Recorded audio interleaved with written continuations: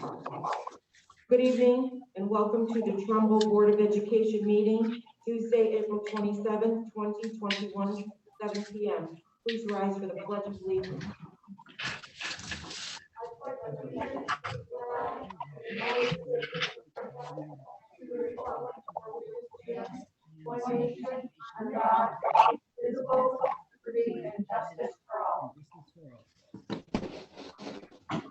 Mrs. Norcell, correspondence. Yes, we had an email from Lori Trappell, parent of an incoming kindergartner, who wanted us to understand that she really supports the reopening of TLC in September and hopes that it will come through and would like us to support it. Those are all the mail we had. That was it? Yeah. Thank you. Okay, there is no public comment this evening. The superintendent report. All right, thank you and good evening, everybody. Have a few items for the superintendent's update, and then later on in the meeting, I'll talk about reopening. First of all, I do want to mention that every year we celebrate all of our school staff during Staff Appreciation Week. Staff Appreciation Week is next week, just to make sure that everybody has it on their calendar. I know the PTAs and school leaders have been putting careful consideration into staff appreciation, especially during this pandemic. I want to say that most recently, all staff were surprised with gift cards to area restaurants. So all Trumbull restaurants, or at least many of them. And this was done through the work of Jen Record from Impact Trumbull. She organized and pulled off this great show of appreciation. I can tell you that our staff was very excited. 900 members of our staff participated in this and received that gift card to a local restaurant. And so this is twofold. It supports the local restaurants because the money was raised by donors, and it also appreciates the staff where they can go out and take advantage of the gift card. So I just want to thank Jen Record and everybody who was involved with that process. And we really are looking to finish strong this year with all of our staff. Second item is I want to mention the We the People group. As you know, Trumbull High School won the state championship this year. Apparently there was some math errors that were made in determining who was the state champion. And when all that was worked out, Trumbull High School became on top. I also found out that and I was aware of this, they recently made it to the final round of competition. They are one of the top 12 teams in the nation. Yay. And I got an email from Miss Boland today, and she had said that they're going to find out their exact spot tonight sometime. She thought it could be around 9 o'clock, so it could be late for this group. But wanted to let you know that this team has really performed well. The pandemic has not made it easy. They didn't get to participate in things like the trip down to Washington, D.C., but they really worked hard and really competed hard. And, congratulations goes out to the entire team. I also found out this afternoon, I received an email, the Connecticut Cold Poetry Society. Recitation contest. Right, the recitation process. We just found out that we have 12 medal winners there, 8 gold and 4 silver. And I'm not going to be naming who they are because they're going to learn who they are in school tomorrow. So we're not going to steal the thunder, but it is exciting to hear that our work of our students in world languages also has been very successful this year during a challenging year. One last thing I want to mention under the superintendent's update is what's called the seamless summer option for food service, for this whole idea of students eating free. We learned from, I believe it's the USDA, that they're going to continue this throughout 21-22. So everyone, the way we understand it, will be allowed to continue to eat free throughout 21-22. So that's just something that I wanted to put out there to folks. And actually, I think that'll be a beneficial thing to our food service program and not a negative thing to our food service program. So that's my update. I'd be happy to answer any questions about those, and then I'll talk more about reopening later. Any questions for Marty? No. Okay. Board chair report. I just want to thank our superintendent and Paul Hendrickson for their tireless work to address our budget situation. It's clear that we received 3%. Okay, this increase is what was proposed by our first selectman. Marty's work and Paul's work, together with our administrators in town, we have a $2 million surplus, and this will help with the shortcomings from the 3.81 request made by us. But it's important to note that surpluses are not an annual occurrence and should not be the means by which we fund our budget. That just happened this year, and I don't expect that that will happen in the consecutive years. I think ever since I've worked in town, I have never seen a $2 million budget, a surplus budget for the budget. And that's to the credit of both.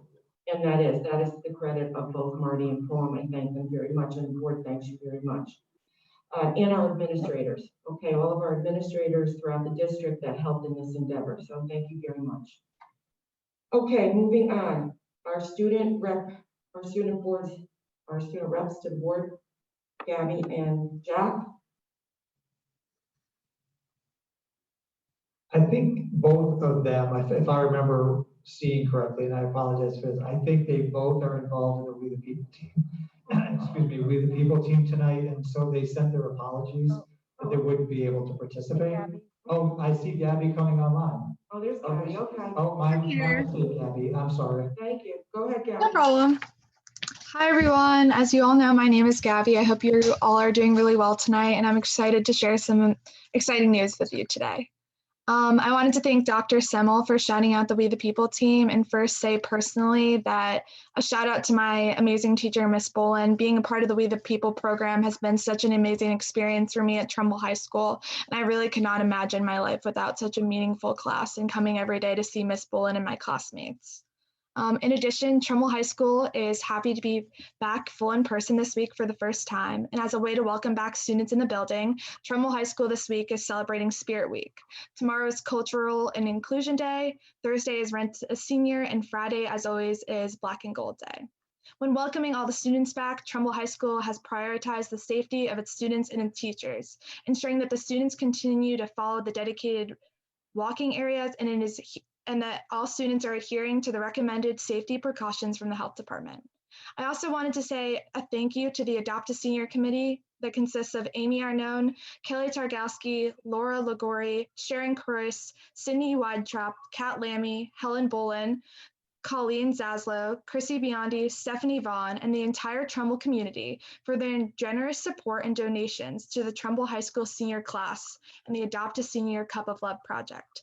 This made our senior year so special, and students were blown away by the tremendous generosity of our parents, families, friends, and the entire Trumbull community. Madison Middle School is hosting a virtual book fair from now until May 1st. The book fair selections can be found on the Madison Middle School website. In addition, the Madison Care Club needs everyone's help to reach the club's goal of 250 one-pound bags of coffees for the mothers helped by the Nourished of Bridgeport. Drop-off is located at the front and side entrances of Madison. In addition, Tashua Elementary School is sponsoring a virtual author's visit from Josh Funk this Thursday, April 28th. Families may purchase books in advance of the visits, and authors will sign the books to individual students. In addition, Tashua is currently working to plan many in-school or virtual field trips, including the Trumbull Library and the Trumbull Nature Center, and they are also planning a field day experience for all its students. Lastly, all the elementary schools this past week celebrated Earth Day from April 19th to April 23rd, and each day students were tasked with different challenges, including a day of lights out to see how much energy they could save by working with the lights off, to spending the day learning and teaching outside. Thank you. Nice job. Thank you. Is Jack here? Jack is not here. Okay, thank you, Gabby. Madam Chair, can I say something? Sure. Gabby, I just want to reiterate that the whole board, I'm sure I can speak for the board, we're so excited for the Bison team. And I know that you're going to be finding out later on this evening where your standings are. So we have fingers crossed for a great result for you guys. And I hope you can feel the energy that's coming from the town and from everyone here on this board. We're so excited for Bison. And we hope you guys go all the way. Thank you so much. Congratulations. Okay, next is reports. The first one is the approval of Trumbull Day 2021 special request alcohol waiver. This is an annual request that comes from the Rotary Club, and Preston Merritt and Kathy McGannon, I guess, are here to present. We are. Trumbull Day is in the planning stages and in the works. Preston is the chairman. I will let him speak to the waiver request as we do every year. Thank you, Kathy. Can you hear me? Yes, I can hear you. Okay, I guess I won't be on camera, which is fine with me and probably better for you. We're back again this year. And I haven't seen you in a while. Well, hopefully you'll see us at Trumbull Day. At any rate, we're back again this year after 2018 and 19 to request permission to sell beer and wine at Trumbull Day. We've had 2 successful years in controlling it and trying to make it a meaningful experience. And Kathy, do the members do not have a layout control sheet or a copy of our layout? I'll try to explain it to them if they do not. No, I did Okay. not send a copy of the Okay. layout. If you were at Trumbull Day 2 years ago, it's probably exactly the same layout. It's thin. I'd like you to explain, we have new board It's the openings are manned. Yeah, Done. I need you to explain what you do and what your parameters are for this. I'm not sure I heard the entire question, but I believe you said you'd like us to explain how we control it. And we do that, correct me if I'm wrong, but we do that first by controlling all liquor or all beer and wine, making sure it's in a designated area where there will be food and entertainment. Anything outside of that area would not be allowed. We control that using wristbands and physical exit from the area, having people monitor anybody leaving the area so that anything that is purchased in the area cannot leave. But we use wristbands to control the age. Nobody's allowed to buy beer or wine unless they are 18, and they must buy or have a wristband on where they have to show proof that they're 18. Additionally, we'll have, I'm sorry, 21. 21. You're Yeah. dating yourself, Preston. You're dating yourself, Preston. It's 18 back in the old days. Did I say 18? You did, Preston. Well, that was the drinking age when I turned 18. Fortunately for me, when I turned 21, they changed it to 21. At any rate, it will be. We're not going to make any special exceptions for 18-year-olds this year. It will be 21. Getting back to control, we'll have both Rotarians and police officers monitoring the area, both inside and the outside where the rides are, to make sure that there isn't any beer or wine being drank outside of the area, inside the area, making sure that only people who have a wristband will be allowed to hold a alcoholic beverage. I think that covers it except for questions. And we're going to have those right now. Does anyone on the board have a question for Preston or Kathy? Sure. Okay. Scott or Jackie? No? No, we had a presentation 2 years ago. It was very thorough, so I remember it. Yeah, I would just make a comment. I didn't know whether we were going to have discussion before we move the motion or not, but I would just say, you know, this actually is a vote that I've struggled with a bit. When alcohol was reinstituted to Trumbull Day several years ago, I was not sure I was in favor of it, but having watched the way that it's been run the last couple of years, I've been incredibly impressed. And I know that the volunteer Rotarians do an exceptional job of controlling the situation. And I think the way they do it now, where they coordinate, it's essentially the food and entertainment area that it's limited to. And there isn't like a drinking tent. I think it's something I fully support. Thank you, Scott. Anyone I would else? like to say that if you were to ask me 15 years ago when I served on the committee, if you were to ask me if I was in favor of having the selling alcohol there, I think I would have said no. I'm actually I'm sure I would have said no. But I like to think of what we've done over the last few years is we've actually tried to be a lesson in responsible drinking. So if that helps. It does. Does, definitely. Anyone else? No, I'm gonna need a motion. With that being said, I can make a motion for the approval of the Trumbull Day 2021 special request alcohol waiver. I need a second. I would second I'll that. second. Scott will second. Thank you. Okay, I'm gonna take the vote. Tim? I'm in favor. Okay, Marie? Mike Ward? No, Madam Chair, but as every year I vote no. Yes, you do. We realize that. Thank you. Jackie? Yes, Scott? Yes, in favor. Allison? In favor?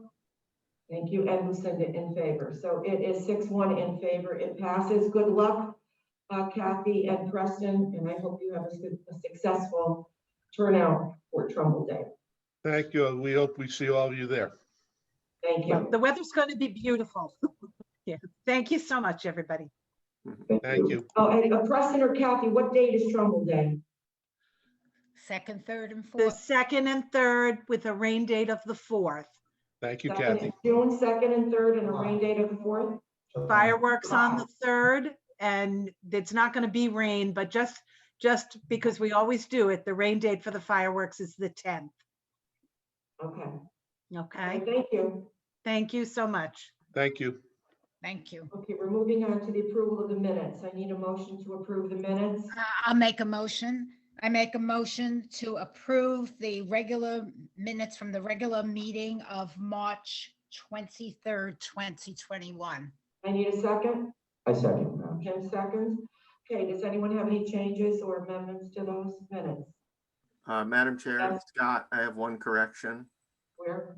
In the facilities report, where it's noted that a meeting is taking place to discuss the Middlebrook roof, it is the Middlebrook Roof Building Committee that met, not the Facilities Committee.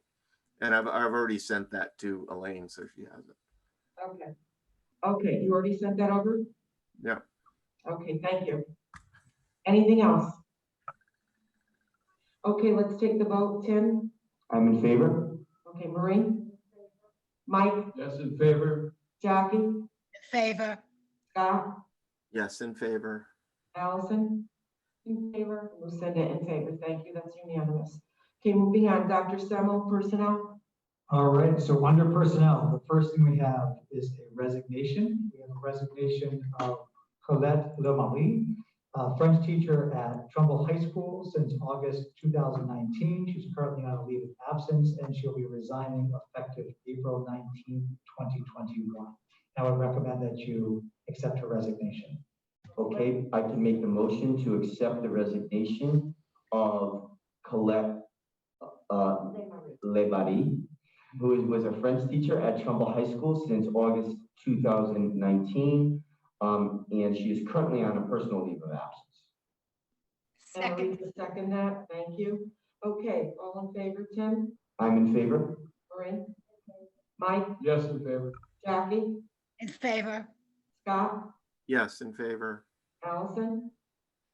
Yes, in favor. And Lucinda in favor. Okay, that's unanimous. Thank you. Okay, Dr. Summer? All right, moving on, we do have two requests for leave of absence. The first is Lorraine Gallo. She's a grade 5 teacher at Booth Hill Elementary School, and she's been there since August 2016, and she's requesting a personal leave of absence without pay for 21-22 school year.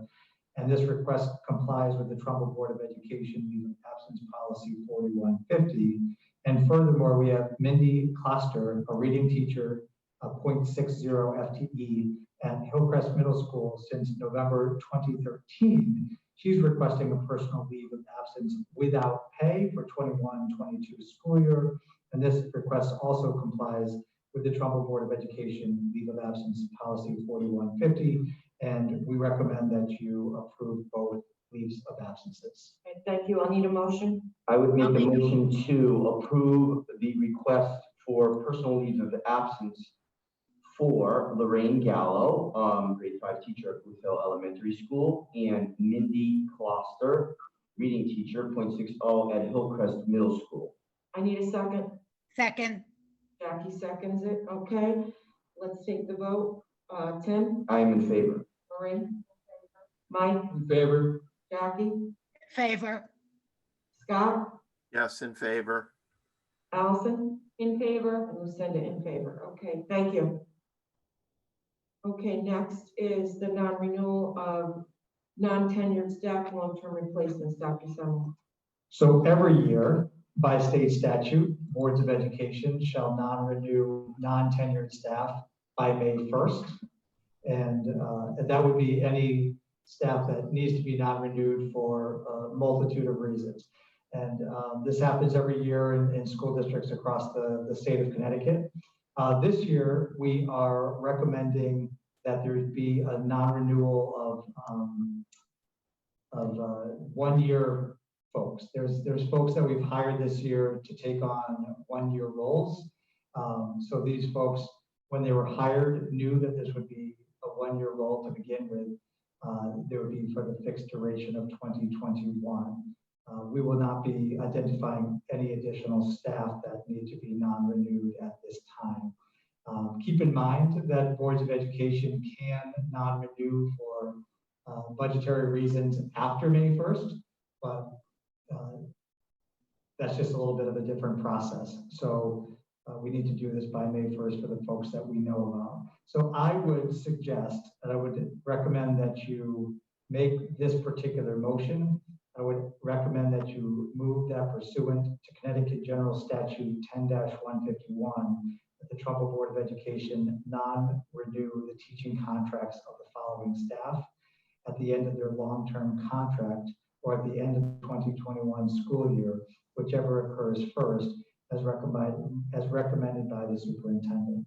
And these long-term replacements are Amy Breka at Daniels Farm, Cassandra Ekstrom at Middlebrook Elementary School, Kevin Larkin at Middlebrook Elementary School, Kimberly Woodruff at Middlebrook Elementary School, Elaine Hedgedas at Trumbull High School, and Nubukpo Gassesi at Trumbull High School.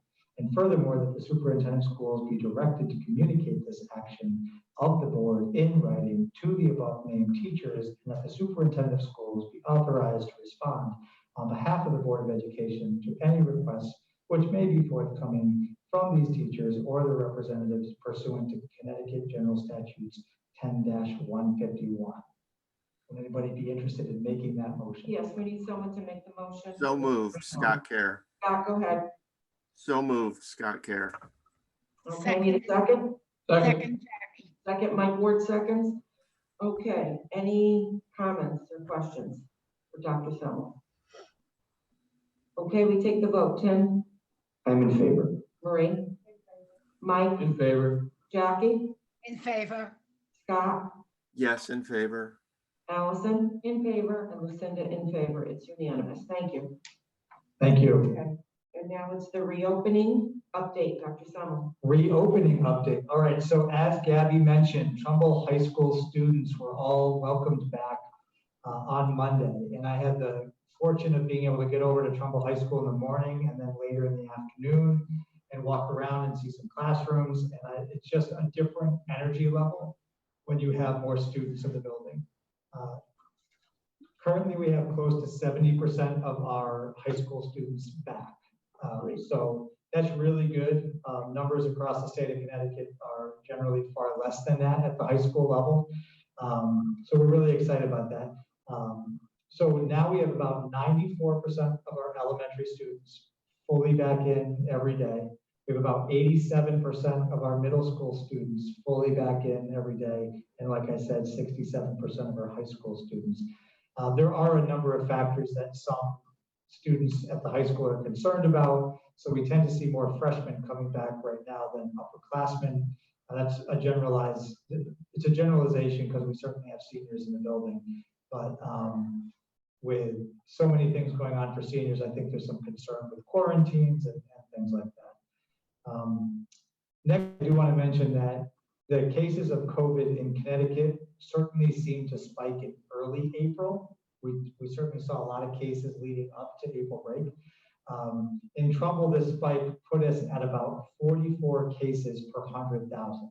So when that spike came in April, it was 44 cases per 100,000. In comparison, we actually hit about 76 cases per 100,000 in mid-December.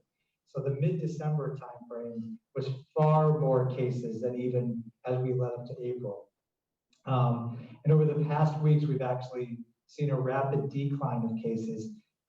Currently in Trumbull, we have about 25 cases per 100,000. So we're really dropping back down to some of our lower numbers. It's not like where the cases were back in July and August, but it's a fairly good number. And we're hoping we continue to see that kind of number moving forward, or it continues to drop. I do want to mention, and Gabby actually touched on this as well, that the school leadership and the PTAs have been working incredibly hard to try to make sure end of the year activities for our students are as safe, but as fun and open as we can make them as we come to the end of the year. I'm not going to go through all of the plans, but we are expecting to do for Trumbull High School a live in-person graduation. The Trumbull High School administration and their teams that they work with have been working incredibly hard. I can't tell you yet if it'll be just one ceremony or two. They're still working out some details. And I can't tell you how many tickets they're going to be giving out per family, because that's also part of the details, but they're getting close to being able to finalize that. So I think that should be very exciting about that. So the goal would be hopefully to just hold the one ceremony and not separate seniors from friends and things like that. That would be certainly the goal. I just can't commit to that as we speak tonight. And we still have some time before we get there. I have a question. Yeah. You just said one ceremony or two. Yeah. I would never vote for a two, because are you going to split a house in half? Or I suppose we could talk about three. Thank you. I wouldn't want to see a house split in half. Well, we would never split C house. You should not split any house. Gotcha. I would say that the push has really been to have one ceremony. That's good. So I apologize. I forgot where I was, Lucinda, when it comes to the house. Well, when you've done it for 15 years, it's Right. a long time. But you should see the ceremony as it is. You should see the regular ceremony and how Sure. it was run, and so should Allison, because you're both new, and Dr. Iwaniki and Dr. Hartman. You should all see it the way it was. It's original. And then, you don't like it, whatever. I'm very much looking forward to it. No, I know a lot of time that's put into the thought process of how we do that. So thank you for your interjection. I do want to, getting off of the graduation piece, I do want to mention, and I'll put this in my monthly update, but I think we're going to start seeing some conflict between what the governor is saying about the state reopening and what we can do in schools. So what we keep hearing from the State Department of Public Health is they want us to follow their documentation called Finish Strong. And I shared that with everybody about a month ago. I'll share that document again when I send my monthly update, but it encourages that we continue to follow all of our mitigation strategies while in school: mask wearing, social distancing, cleaning our hands, cleaning high-touch surfaces. Not that the governor has said that those aren't important, but we know that, by May 19th, a lot of the restrictions and potentially even all the executive orders simply stop to exist. I don't know what will happen with that, but I'm guessing there's going to be confusion about, well, the governor says this, why are the schools doing this? And the reason is because we need to pay attention to what the Department of Public Health is saying. So we want to be as open as we can be, but we're going to follow the DPH rules. So just for folks who are listening, there will be that kind of rub as we reopen the state of Connecticut, but try to end our school year as quarantine free and as COVID free as possible. So I wanted to point that out, and I'll put that into my monthly update as well. Ending with this is really important news that we got from the State Department of Education and Department of Public Health today. We were told by them in a joint letter that there will not be remote learning for the 21-22 school year. And that's been a big question on a lot of people's minds as we've gone through this year. And in their letter, they point to, one, that in-person learning is far superior to having students learn at home. We've learned that throughout the year. And two, they mentioned that we needed to have the remote learning because we had a health crisis. And what seems to be happening is they don't see the health crisis being a health crisis in the school year 21-22. They didn't go into great detail about that, but I've surmised it's because we'll have so much access to the vaccine that the health crisis is no longer a situation. So that's big news, and I'll put that in my monthly update as well. I just received that today, so I still need to process through that and look that over, but that is significant news.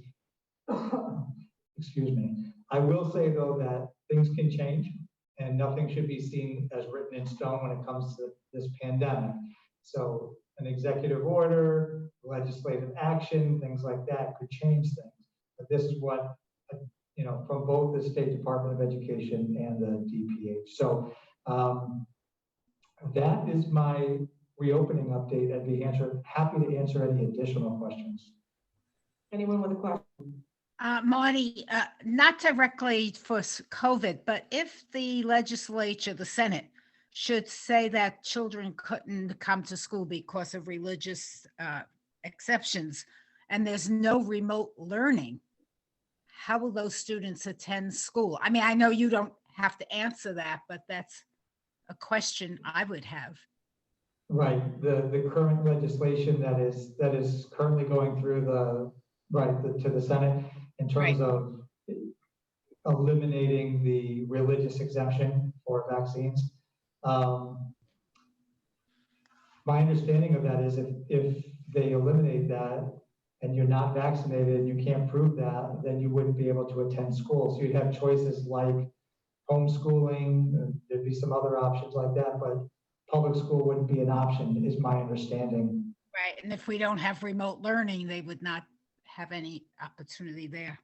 They wouldn't be able to, right, they wouldn't be able to use our remote option, but there are some online homeschooling programs that they could potentially participate in, but we'll have to see where that legislation goes.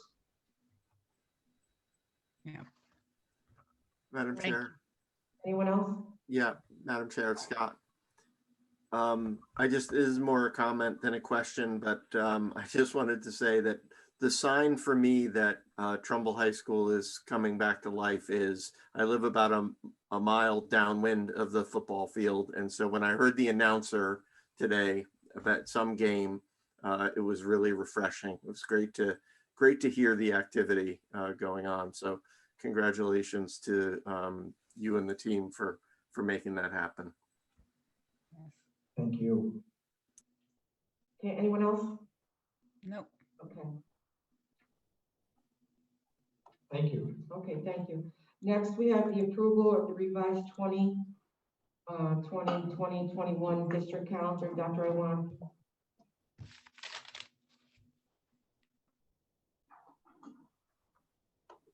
Good evening, ladies and gentlemen of the board. We would like to propose that we revise the 2020-2021 district calendar. As you know, the half days have been a remarkable resource for our teachers.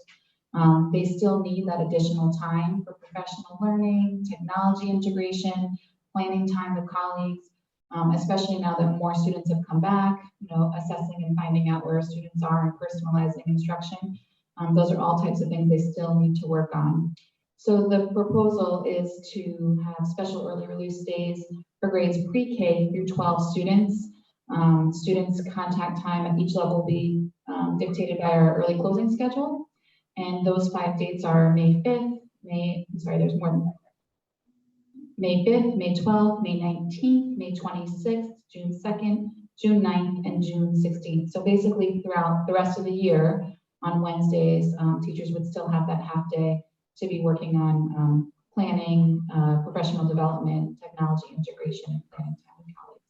I do, just to interject, I don't think it's for pre-K because pre-K has a different way of going about this. So the calendar doesn't include the pre-K because Dr. Wheeler has his own schedule that works for the pre-K folks. So I just wanted to. My apologies. We'll amend that, and also in the agenda item 2, we'll just have to amend that later. The calendar itself, I believe, just has the K through 12. So Yes. the calendar you have in front of you is just.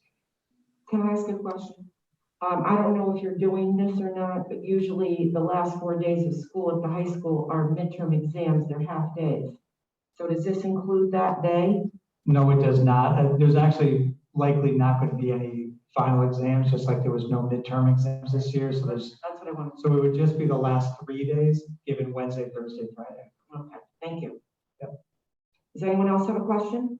I have a little bit of a comment / question. So this tends to be the trend, which is going on in most districts. Most districts who have been on the Wednesday schedule are continuing that for the rest of the school year. I know that to be true for the Wilton School District because that's where I am employed. So I would imagine that that's pretty much what's going on in our surrounding districts, Dr. Semmel and Ms. Allen. That is what we are seeing in other districts as well. But I think it's important to note that we didn't bring them in this time, but the teachers are finding this to be, a resource that they simply can't do without in order to provide the kinds of instruction. While we have a majority of students in school, there are still, 1 or 2 per classroom, which still demands, that those kids have the same instruction provided for them in a virtual environment. So even if I have 25 in class, I might have 2 or 3 at home that I'm still providing for. So I think that the time is really still needed for them. Absolutely. Anyone else with a question or comment? Listen to Jackie. If you remember, Marty, I had wanted to do this and you had said we would come back and look at it again. So I'm glad it's back on the table because even without COVID, this is a marvelous use of time. And especially this time of year with the paperwork and the transition of things from 5th grade to 6th grade, 8th grade to 9th grade, seniors graduating and all the paperwork. I know that without COVID, there was plenty of work for teachers to do. So I appreciate that you brought it back to the table. Marie? Oh, okay. Anyone else? Allison? So one of the things as a parent of a 2nd grader, I'm concerned about the consistency of the schedule change on Wednesdays. We always seem to hit a hump on Wednesdays. It's difficult for myself to manage the schedule. It's difficult for my daughter to manage the schedule. I understand that when we first were brought the calendar change earlier this year, or it was earlier this year, for the half days on Wednesdays. One of the main things was the amount of remote learners and the teachers who were instructing in that dual format with kids in the classroom and kids, remote. When I'd asked Marty about it, I was compelled by the amount of classes that still have this situation. Do you recall, could one of you speak to the exact number? Yeah, I can, because you did ask a great question about this. I have that we have 70% of our elementary teachers have at least one TRL student. And when it comes to the middle school and high school, 99% of our teachers have at least one TRL. So these Wednesdays really are benefiting just about every single teacher. And if I can just add to that, even for those kids that are in the classroom, there are still multiple precautions that need to be taken for units. So for example, this time of year, there's usually a kindergarten unit with baby chicks, where you have egg hatching and touching of chicks and passing of chicks and watching the chicks hatch. And that involves a completely new formatting of the entire unit. How could we have someone from the nature center? It was mentioned earlier that Tasha has the nature center actually coming into all the schools to do the baby chick unit in a way that doesn't involve the passing of chicks anymore, but still involves live chicks. So we're trying to still make it so that it's student friendly and they're able to watch the growth, et cetera, but without as much contact, which then involves, arranging them to be outside and then back inside and making sure everything is cleaned after. Each of those different steps takes planning. And so they really need to coordinate it and have a plan. And that's just for one content area. When you multiply it by the other contents, especially with more students in the room, making sure they have the amount of materials where before they could maybe share a book, now you need a separate book for each student. You need to sort of time that between the grade levels, et cetera. So, and I'm speaking about elementary examples, but in high school, there's some similar examples and different percentages of kids doing remote versus in person. If that helps to kind of paint a little more of the planning picture there. No, that's helpful. And then my other concern with this is what happens next fall. And if there was, if we're continuing it throughout this year, is that setting a precedent for the fall to be in this way, which is not ideal for anyone. I'll take that question. I think that's a good question too. And I think Board of Eds are going to grapple with this a little bit. I think today's announcement, though, that there will be no remote learning, that changes it. So a big part of why we went to the Wednesdays is because of the remote learning. So I can't say exactly what the Board of Ed would like to do for Wednesdays. I think there's some value in professional development on half days for staff, like Ms. Norcell was talking about, and I think Ms. Petiti was going to mention as well. There's value in that, but there's also a need to make sure that instructional minutes are being provided to our students and that they have a full, a full year of school. So the board can certainly take this up and discuss this, but this is only for this school year. I know that 2 weeks ago, I just signed the petition on the NEA website. Maybe that went along with maybe now. Can't hear. We can't hear. Sorry, I have, okay. So 2 weeks ago, or about a week ago, I just signed a petition on the NEA website, National Education Association, and rural teachers. Because I know that teachers know, parents know, in-person instruction methods is like that. So hopefully with the end of dual teaching, we'll be in touch. Marty, can I ask a question? Instructional minutes, has that changed by the state? No, it hasn't. I think they've just been more relaxed this year about, the fact that trying to get through the pandemic was an important part of this. They certainly changed the number of days, if you recall, way back at the beginning of the year. And there's been conversation about minutes, but I have no knowledge of any statutes changing around instructional minutes. So 21, 22, if there's no remote learning, I would expect us to be hitting all the numbers that we need to hit around minutes. Back at the 940. Yeah. Okay, anyone else? Madam Chair, I make a motion to approve the revised 2020 and 2021 district calendar. Thank you. I need a second. I can second that. Tim will second. Okay, I'll take the vote. Tim? I am in favor. Marie? Mike? Yes, in favor? Jackie? In favor. Scott? Yes, in favor. Allison? In favor? Okay, and Lucinda in favor. Okay, thank you. Okay, we're moving on to our next is Policy Committee, Mr. Gallo. Thank you, Madam Chair. So today with policy, we will have a second reading of policy 6172.6, which is having to do with the virtual courses of study. I will introduce Dr. Iwaniki to remind us of what that policy entails. Dr. Iwanki? Thank you. So I do have a slideshow for you, which I have a hard copy of here that I'll just hand out quickly. Thank you.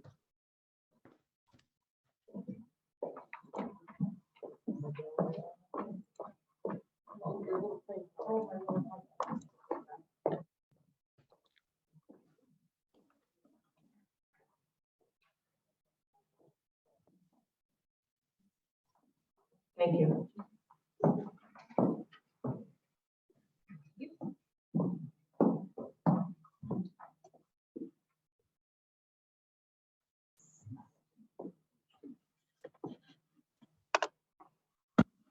Can you advance it to the policy slides?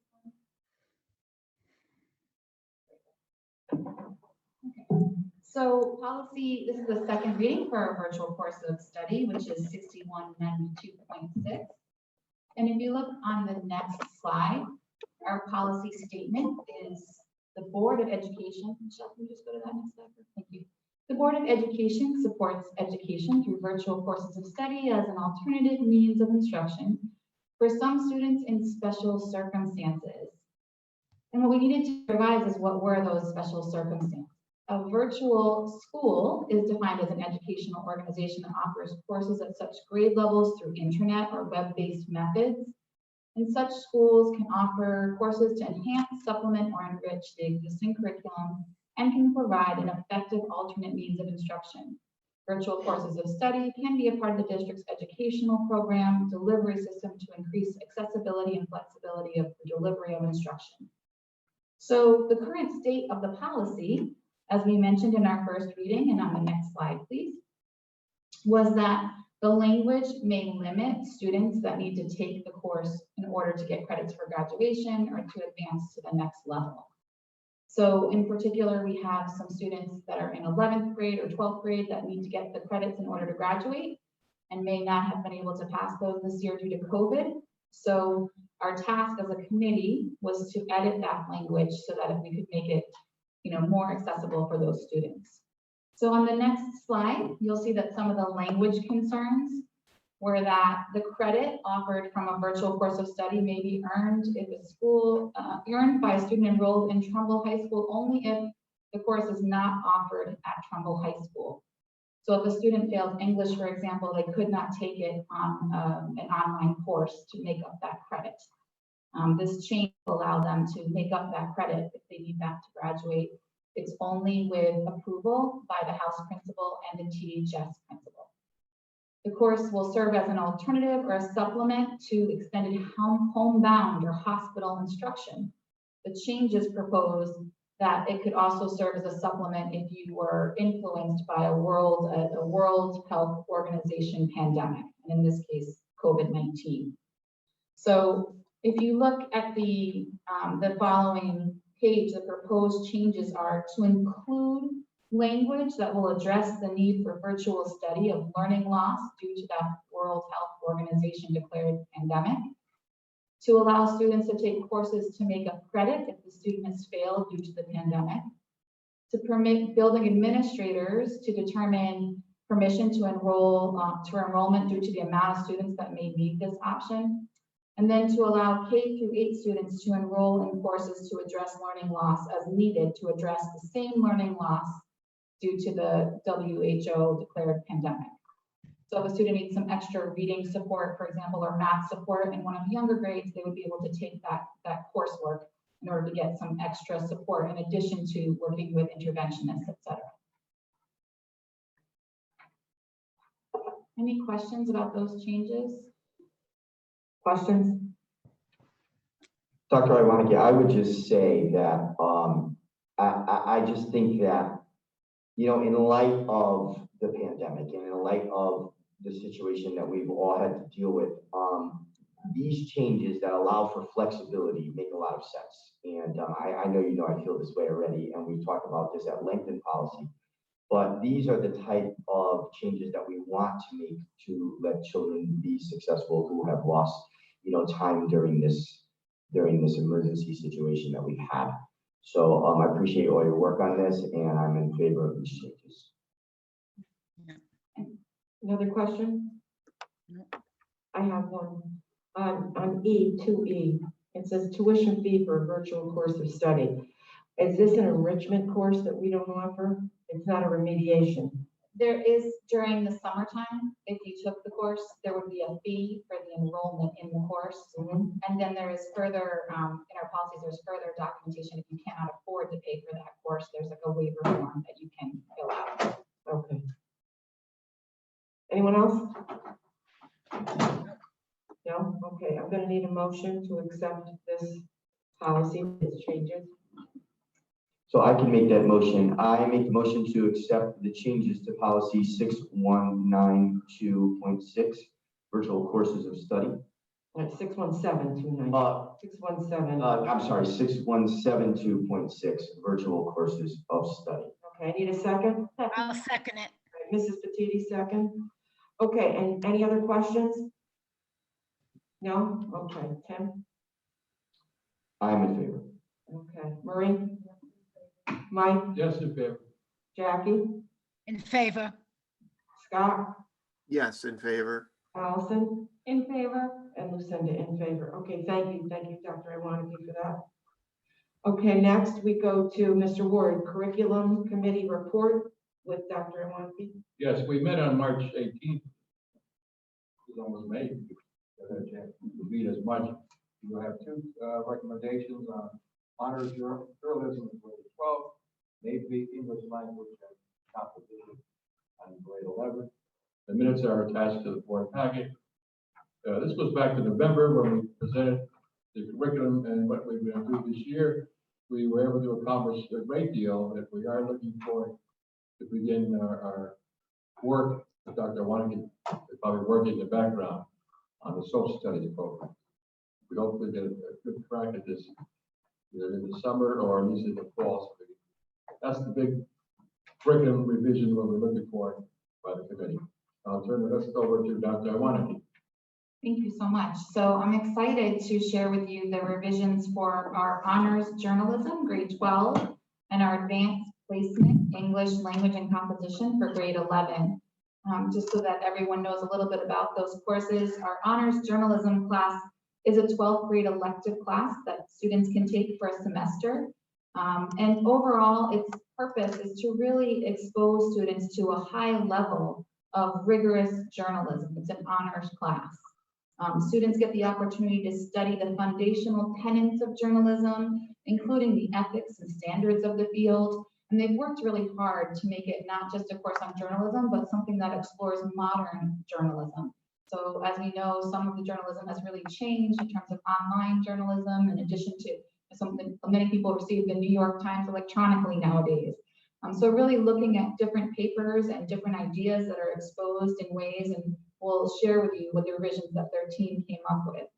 Additionally, we have the advanced placement language and composition class, which is an 11th grade class and really cultivates those skills needed for reading and writing, for college success and intellectual understanding. This is a class that's advanced placement, so it needs to be supported by College Board or National Advanced Placement Exam standards. And you'll notice when we talk about that particular course that the revisions reflect an updating of all the current standards. So that the department did a really nice job with these courses. And I'll highlight a couple of those for you now. And if you look on the first page of your packet, or now the second page of your packet, that has those ideas.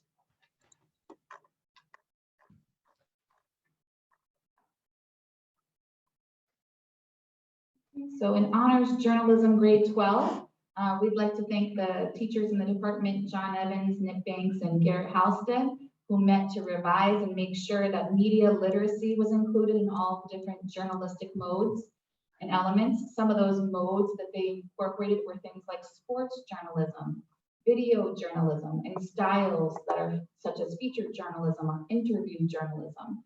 So you might see those different types of literature when you're reading news articles, etc. Sometimes it highlights an interview with, say, an athlete versus just a regular article. So really teaching students about those different types of formats that can be used. They also incorporated a little bit of the standards around media bias that you could read something that's actually reflecting a different opinion and really exploring those different opinions that might be reflected in journalism. In addition, they looked at the media, the influence of media, and the qualities of effective opinion journalism and how it can affect culture at times. So those were some of the changes and updates that they made along with those modern standards. In the AP English Language and Composition, our department chair, Adeline Marziano, and Lisa Cervo, Emily Cooper, Ashley Gomes, and Andrea Lorenz all provided updates to make sure that it met the current board requirements. The College Board architecture has been updated, and they wanted to make sure that our course was fully aligned with those updates. That also included integrating with the online College Board AP Classroom dashboard. So there's an online component now, and making sure that all of that was interwoven with the standards, as well as updating suggested readings. So every year the College Board comes out with new books and literature and articles that you might want to study as part of advanced placement, and those are also added into our curriculum guide. So I think that about covers the updates that were made, and we're really excited to be able to offer those to the students here in Trumbull Public Schools. Any questions? We had good discussion with the teachers, because with the advent of social media, which would be these students looked at very carefully about journalism. To be a good journalist, good reporter, by getting all the facts straight. It was a good discussion, wasn't it, Mr. Martini? I think. Yeah.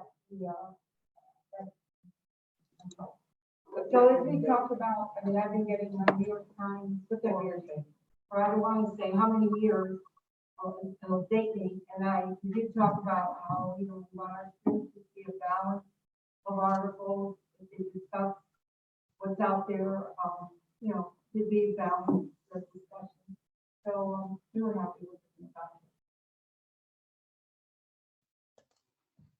I agree. Motion to approve the two curriculums as presented, Madam Chairman. Need a second? I can second that. Tim seconds it. Okay, any other questions for Dr. Iwaniki? No. Tim? I'm in favor. Maureen? Mike? Yes, in favor. Jackie? In favor. Scott? Yes, in favor. Allison? In favor. And Lucinda in favor. Thank you. It's unanimous. Okay, we're moving on now to Financial Committee report. Mr. Hendrickson.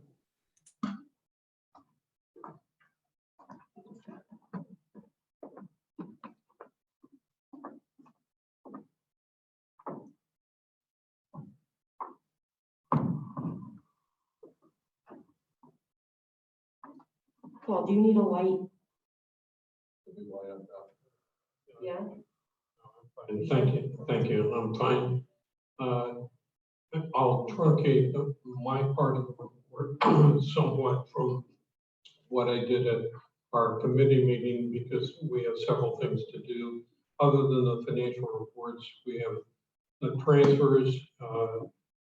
Have Dr. Wheeler here to review possible change in the tech tuition, discussion on implementation of the non-lapsing carryover account, and then on the operational review update, Dr. Semmel and I updated the Town Council Education Committee last night, and I'll brief you on that. And first of all, I'd like to thank you for your kind comments on our budget surplus. It wasn't just Dr. Semmel and myself, it was the whole business office team, as well as principals and department heads, in adhering to their budgets and being careful. And we were also the beneficiaries of several relief funds, in addition to transportation credits, and also some lower than expected tuition expenses and outplacements. So getting to the financial report, as of at March 31st, the Board of Education had spent 64.1% of its annual budget. In the two prior years, this figure was 71.5% and 69.3%. Based on the current spend, I estimate that the Board of Education will have at least $2 million in surplus at year end. This is in large part due to transportation credits, corona relief funds, lower health benefits, and out-of-district special education tuition expenses. In looking at the report, it is important to note that the column at the far right that is labeled available/over, if it has a positive figure, it does not necessarily mean that that number in the column is a surplus. Money from that column may still be spent before year end. In looking at the salary accounts, most of the salary accounts are running pretty close to budget. The Paris and AIDS have substantial available balance. This is partially due to the fact that much of these expenses cannot be encumbered due to the fact that they fill out timesheets. The miscellaneous salary items code 195 includes approximately $1,450,000 for reserve for negotiations. And last month we transferred $107,624 from that account to other accounts at the last meeting. And you will note that that has been noted in your report. Benefits are running at 97% of budget. Approximately $500,000 is available. However, there could be some change in this due to changes in family status, i.e. changing from single to married or married to family. In the property section, you'll notice that energy code 415 has a negative $420,000 balance. This is due to the energy efficient lighting project at Trumbull High School and the Agri-Science Center.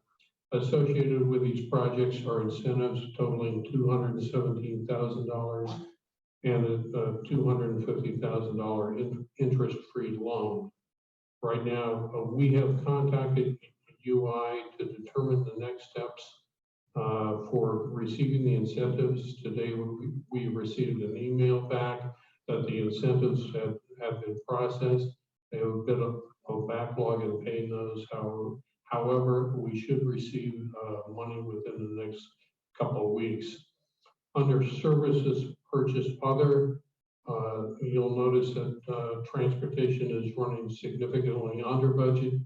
The savings for March was about $39,000 because of credits on half days or no school. That compares with $78,000 in February. The year-to-date spending, year-to-date savings through March 31st is $582,000.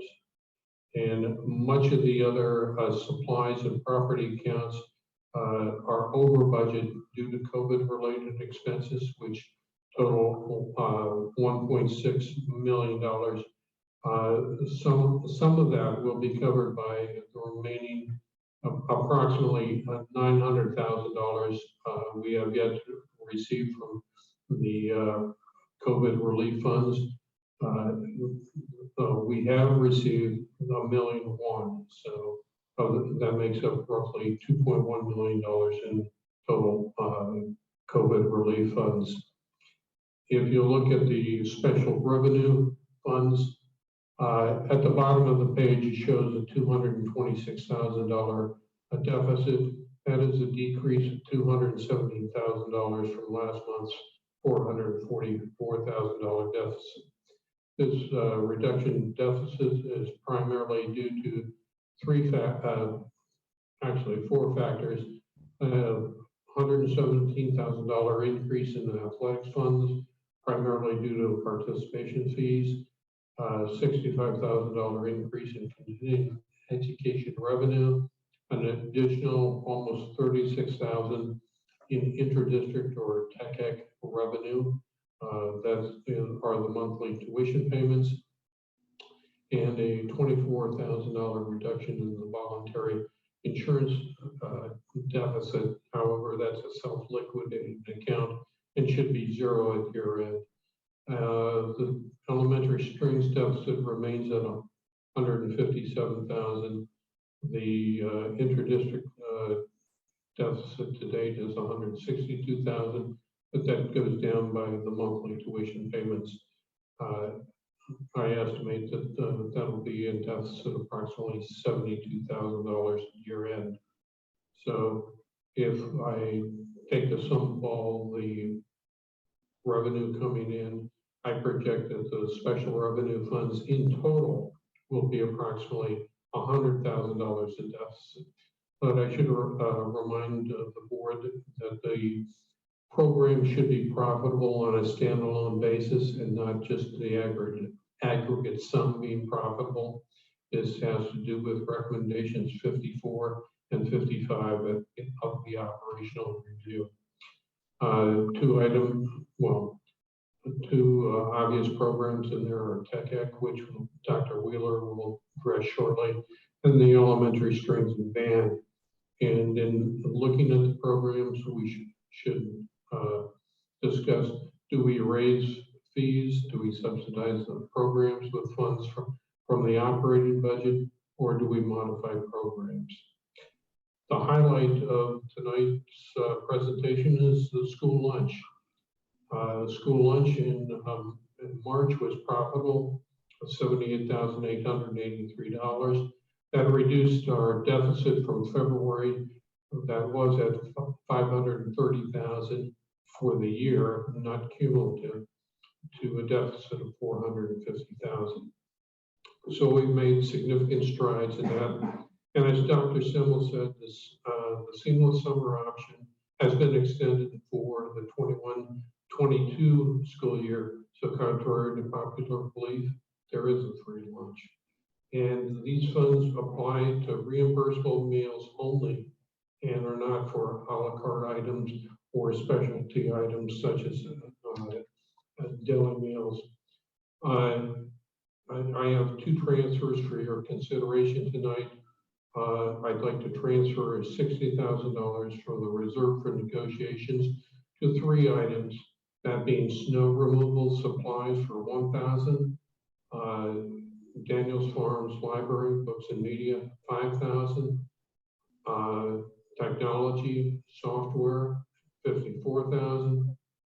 The second one would be a transfer of $215,000 from PPS curriculum writing to PPS consultants. So I would like someone to make that motion if the board so desires and make those transfers, and then I'll ask Dr. Wheeler to present on the Tech Ec tuition. Okay, we spoke of this at our subcommittee meeting. So with the transfers, so if Scott or Jackie would like to do the motion for these. Go ahead, Scott. Okay, I would like to make a motion to transfer $60,000 from the account number listed on the materials, reserved for negotiations, to the three account numbers listed on the materials: facility snow removal, Daniels Farm Library, and tech software, in the total amount of $60,000. I'll second that motion. Okay. Does anyone have a question on any of this that they would like to ask? Madam Chair, just a quick question. Daniels Farm Library be, that's something? Yeah, Jack, you want to answer that? You asked the same question. Weren't we all schools, no library books being purchased, Jackie? Jackie asked the same question at our subcommittee. Go ahead, Jack. All the libraries only had a 0 for books, and Daniels Farm did need to purchase some books, and they are the only elementary school that at this point has asked for any money to cover their expenses. So that's why that $5,000 is there. But to remind everyone, last year, all the elementary schools had 0 for the purchase of library books. So the only question I would ask on that is it open to all the other schools? And they didn't ask? Oh, I don't know. So we open and push that. And why one school? The question is, did all other schools ask for money? Or what? No. No, Paul said no one else had asked money. I asked Nobody that has question. spent money for books. This is to cover expenditures for a budget that wasn't there. What Daniels Farm spent the $5,000 for the library book, the other 5 schools didn't, They didn't ask for it, he said. didn't ask for it. No. And no other school has made purchases of the library books. And so we're not gonna allow the other 5 schools even to ask for that money, are we? I don't think it's a question of allowing, I think they asked. Is that correct, Paul? It was an expense that showed up in the financials, and in order to make Okay, then it was to make it balanced, All we have to have $5,000. right, thank you. But I would say that the other schools would probably appreciate $5,000 worth of books as well, even though maybe they didn't ask. So I do see some inequity there. But each principal has a budget to run, and if they overspend, they always can go to Paul or whoever's in that office. Right now, the only school that asked and was Daniels Farm. So I don't see an inequity because when I served as a principal, we always knew if we needed funds, we went to either the financial person or the superintendent, and there were monthly meetings. And I don't see it as an inequity, but that someone needed that money and spent it and would have had to find it somewhere else in their budget if they hadn't been seen and money given to them. So the only thing I would say is, as the year is almost over, if some of the other schools came to early fall, I know we're in the new budget year, I think we have to be very open to approving Well, the amount of money. I'm sorry, I recall that. We have a substantial surplus, so if they come forward, it can be covered. I think it also should be noted that, normally there's a freeze on budgets. In the past, there's been freezes. And this year, I forget what the date was, that we let the principals know that we took the freeze off. Because when we identified that there was a surplus, we said to them, you can spend, they kind of, their jaw dropped, like, oh, we get to spend our actual budget money this year. So they could have absolutely chosen to spend money on library books with that unfrozen budget. And Paul would know this better than I can, in terms of if they bought any library books at any of the elementary schools with their non-frozen budget. There has been no money spent for library books in any other school. Next year's budget, did we put money in for library books? Yes. Okay. I have to say, it does seem like a bit of a reward for this school that was not able to stay within their budget, and kind of a penalty to the other schools who were able to come in with a zero budget. I'm sure they would have appreciated $5,000 worth of library books. So I don't understand how we reward that with a $5,000 expenditure when they were not able to stay within their budget and all the other schools were. Scott, you have a comment?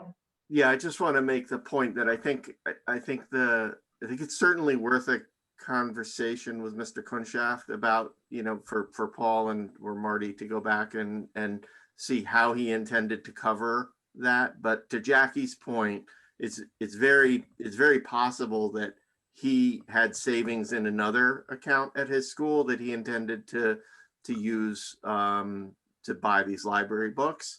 But tonight, we're just making an expeditious transfer of funds, at the direction of the business manager to close that account. So I think it's probably worth a follow-up conversation, but I don't view it as an equity issue at this stage. Yeah, and Scott, you are correct. I should have asked him from which account in his budget the money should have been transferred instead of transferring it from the account noted. Okay. So I think this is a good learning opportunity for us too, as we begin to do more of these. But I think we can proceed with this tonight. Okay. Any other questions? I will just make my comment. I believe that, I guess they didn't have enough money, or they decided to purchase books and they requested it, and no other school requested it. Had another school requested it, I think we would have all said yes. And so that's how I understood it. Am I correct? Jackie's shaking her head, yes. Yes, So that's how I everyone understood else, it. we would have found So- money. Okay, all right, let's take the vote. Tim? No, I'm not in favor. Okay, Marie? Okay. Mike? Yes, in favor. Jackie? In favor. Scott? Yes, in favor. Allison? In favor. In favor, Lucinda in favor, so that's 6-1, okay. All righty, go on to the next, Mr. Hendrickson. But we need to do the other transfer, so. Yes. I thought he might want to explain anything right here before we make the motion. Is there any Okay. comment you want to say about curriculum writing to consultants? Well, that curriculum writing was where money for unallocated teachers was put. And it was kind of a catch-all in last year's budget creation. And so it is kind of a pot of money to be distributed. And we had a large overrun in PPS consultants. So this is to true up that account. So Okay. I would make a motion. Now we can do a motion and then we can discuss it, okay? Mike, you want to make that motion? I'll make a motion to transfer from the curriculum writing portion to the consultants portion of the budget. I need a second. Marie Second. seconding. Marie seconded. Okay, now is there a question on this? Put that in your email. Oh, I know. So we decided, or will it possible, thousand, someone just explain the 215,000? The consultants? Say that one more time, just ask that question again, so I make sure. Why is it going from? So basically, we said we were gonna try to bring down the cost of consultants. This was needed, is all. I think the major part of this, because I've talked to Dr. Hartman and Mr. Hendrickson, you can add, or we could even have Dr. Hartman come up. But one of the things we found ourselves in difficulty this year during the pandemic is actually hiring certified staff for some of our positions. So we actually have school psychologist position that's in the budget. There's also special ed teachers who are in the budget that we actually could not find a certified person to take on the position. So what we needed to do is hire some consultants to actually do some of the work that those teachers would have done. So the consultant line item took a bit of a hit because of that. But there's actually going to be money in the salary line item that would also be able to counteract this. But as Mr. Hendrickson pointed out, the curriculum writing has this pot of money that was put in there by the previous administration. And so when you're going to see some transfers throughout this year coming from curriculum writing. So get used to that particular line item because there's some decent amount of money in that. Mr. Hendrickson, do you think there's anything else to add? No, I think you summed it up fairly well. Okay, anyone else? Dr. Iwaniki, this is okay with you? This is coming from the curriculum. It's PPS. No, the curriculum writing. It's PPS curriculum writing. It's actually, it's a very strange account to have $1.something million placed into. 2.4. Oh, $2.4 million placed into. But it might have been done intentionally because it's such an odd place to have $2.4 million of curriculum, PPS curriculum writing. Oh, PPS curriculum. Yeah. I'll disregard that question. Yeah. Okay, I'm gonna take the vote. Tim? I'm in favor. Marie? Mike? Yes, in favor. Jackie? Favor. Scott? Yes, in favor. Allison? In favor? And Lucinda in favor. Okay, thank you. Go ahead, Mr. Hendrick. I'd like to introduce Dr. Wheeler, who will talk about possible modifications to tech ed tuition. Hi, good evening. Everybody hear me? Does everybody have a copy of the proposal that I put together last week? Take a listen to your room and share it. Say that again, I'm Does sorry. everybody have a copy of the tuition proposal? Yes, I gave you all that, it's a blue sheet. I did have some extras. Yep. Yes, the one with the blue line. You got it.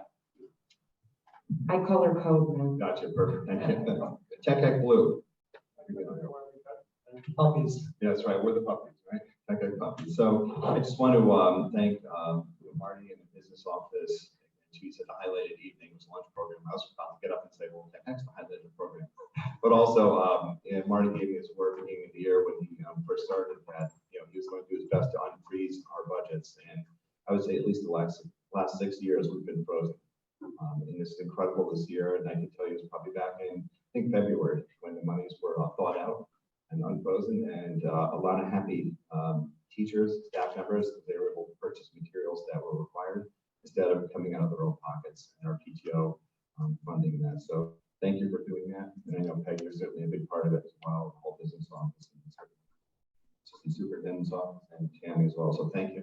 It's very sincere from this help.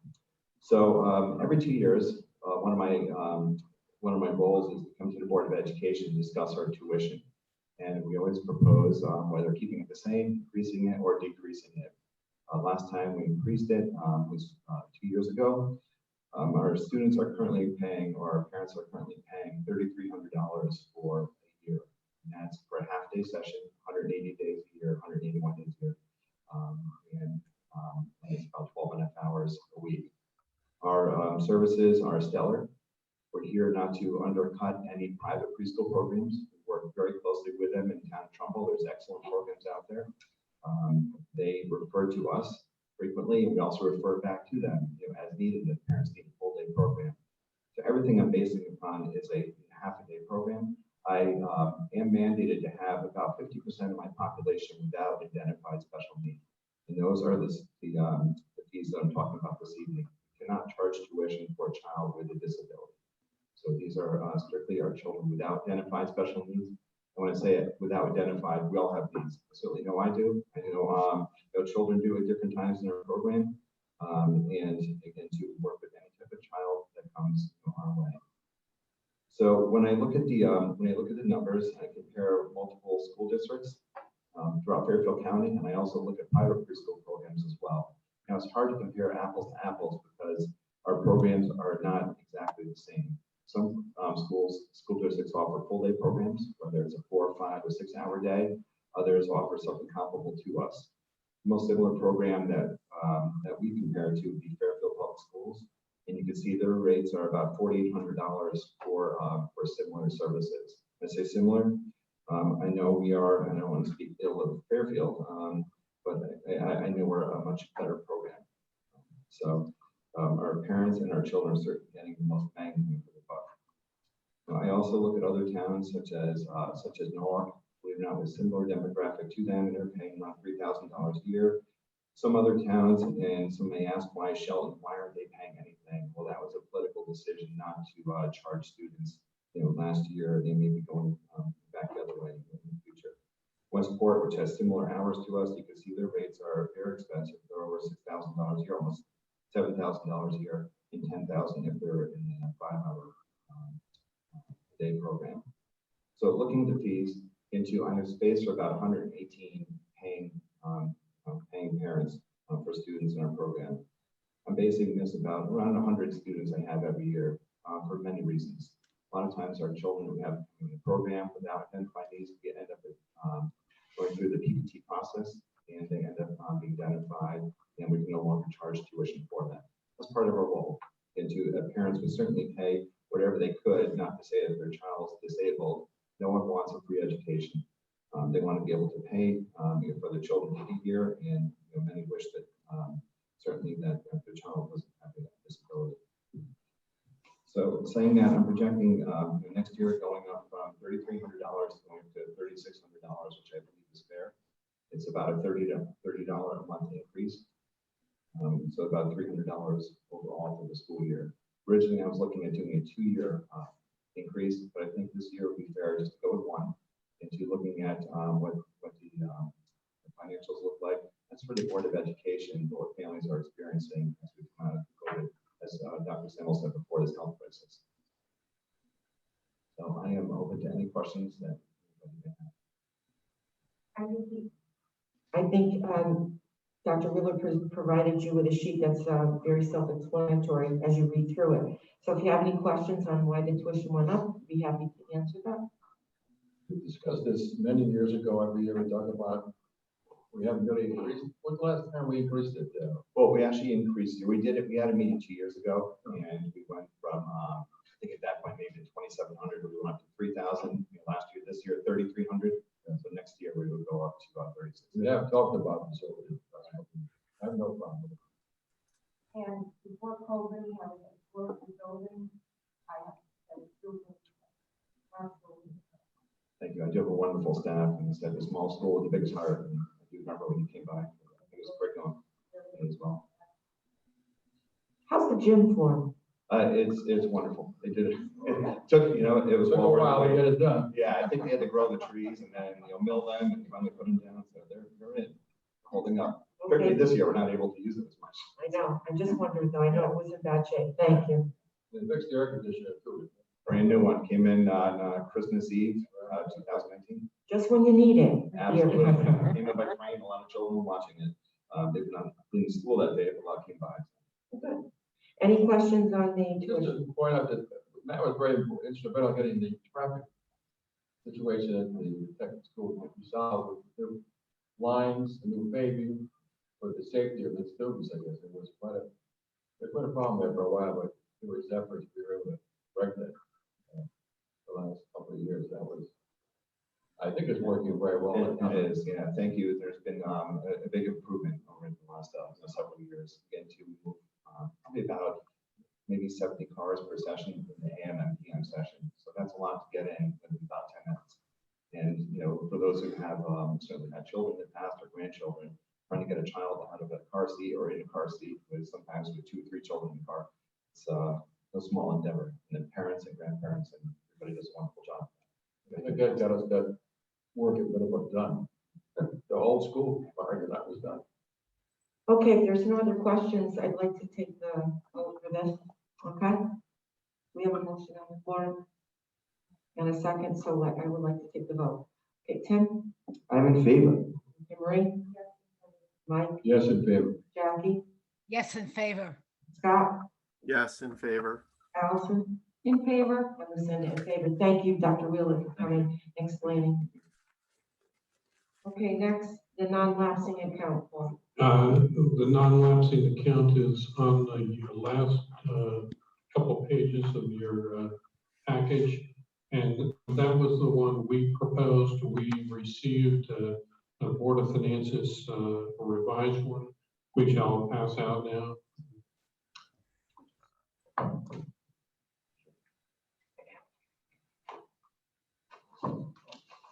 And just to be clear, when Mr. Hendricks says the Board of Finance revised one, they did not look at this yet as an entire board. We gave them a draft and they shared it with the attorney Shofik, and he had provided some feedback. So the Board of Finance has not officially looked at this as a board yet. The revised one? The revised one, right? They actually, right, they haven't met to discuss this account. So right, we bring this to you today as a chance to approve it and then bring it to them. But I just wanted to make sure you knew that the Board of Finance had not yet acted on any kind of non-lapsing account. Is this something done by most school business administrators at the end of the year? It's done by roughly 50% of the school districts throughout the state. However, different districts approach it differently as to what restrictions they put on the use of funds.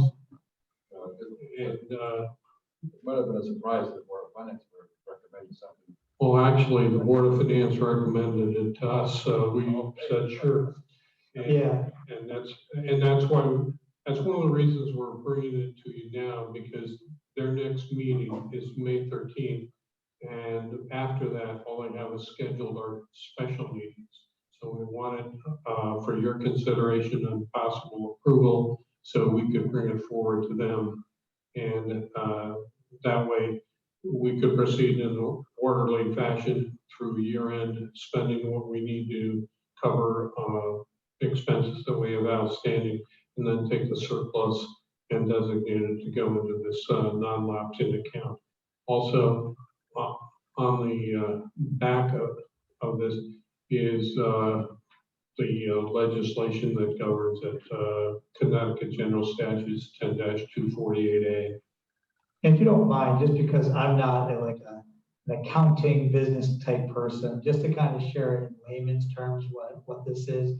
First of all, this is something that this Board of Ed has done in the past. We were actually able to identify that back in 2013, 14, or 2015, there has been a non-lapsing account, and it's been used in this way. I was not aware of that until just about a day ago or so. So I appreciate that. Maybe it was this morning. But a non-lapsing account, like Mr. Hendrickson said, it's a Connecticut general statute that allows it.